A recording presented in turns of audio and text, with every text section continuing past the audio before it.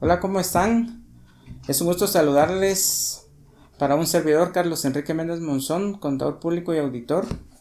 En esta ocasión lo hago en virtud de que estamos próximos a finalizar el mes de octubre y con ello la obligación de determinar y pagar trimestralmente el impuesto sobre la renta e impuesto de solidaridad.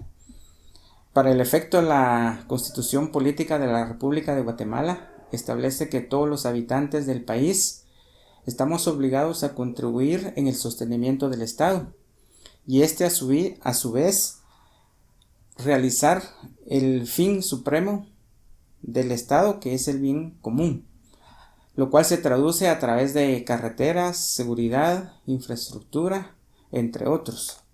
Así también la Ley de Actualización Tributaria establece en el artículo 38 que los contribuyentes sujetos al impuesto sobre la renta sobre las utilidades de actividades lucrativas deben realizar pagos trimestrales a cuenta del impuesto sobre la renta que se determina en la liquidación definitiva anual. Para el efecto, los contribuyentes podrán optar por una de las dos fórmulas siguientes. La primera, efectuar cierres parciales o una liquidación preliminar para efectos de determinar la renta imponible. Los contribuyentes deben deducir de su renta bruta los costos y gastos totales, así como las rentas exentas. A la diferencia así determinada, sumarán los costos y gastos de rentas exentas y los costos y gastos no deducibles, a efecto de determinar su renta imponible. Es importante hacer referencia que para determinar el pago trimestral deberán acumular la renta imponible o pérdida fiscal obtenida en cada trimestre al trimestre inmediato siguiente, y a la renta imponible determinada en cada trimestre se le aplicará la tarifa que establece la Ley de Actualización Tributaria. Así también es importante mencionar que al establecer el impuesto trimestral se le debe acreditar el impuesto determinado y pagado en los trimestres inmediatos anteriores, es decir, el impuesto que se realizó en el trimestre de enero a marzo y el impuesto que también se pagó de abril a junio del presente año, de tal manera que podamos establecer el pago del impuesto trimestral que debemos realizar a cuenta del impuesto sobre la renta. La segunda opción es sobre la base de una renta imponible estimada del 8% del total de las rentas obtenidas por las actividades que tributan por este régimen en el trimestre respectivo. Estas son las dos fórmulas que tenemos para determinar el pago trimestral del ISR, y déjenme comentarles que como estamos prácticamente efectuando el cálculo y determinación del impuesto del tercer trimestre, pues no se puede variar la fórmula utilizada en los dos trimestres anteriores, es decir, de que debemos seguir con la misma fórmula que traíamos en el primer, segundo y tercer trimestre, ya sea sobre cierres parciales o sobre una renta estimada del 8%. Así también es importante hacer referencia a que la Ley de Actualización Tributaria establece que el pago se debe de realizar en el mes inmediato siguiente de finalizado el trimestre, y esto se hace a través de una declaración trimestral que vale la pena mencionar que es una declaración jurada, y esto es importante a que lo tomemos en cuenta porque al tratarse de una declaración jurada quiere decir de que debemos de reportar nada más y nada menos que la verdad. Así también voy a hacer referencia a los pagos trimestrales del impuesto de solidaridad, y lo hago en virtud de que, por ejemplo, el decreto 73-2008 establece que los pagos trimestrales tanto del ISR como del impuesto de solidaridad son acreditables entre sí, y de ahí la importancia de que haga referencia en estos momentos también al ISO. Voy a hacer referencia a que en la década del 90, específicamente en el año 1996, surge este impuesto que se denominó Impuesto de Solidaridad Extraordinario y Temporal, más conocido como ISET. Posteriormente, en el año 1998, surge el impuesto a las empresas mercantiles y agropecuarias, que no es nada más y nada menos que una copia del ISET.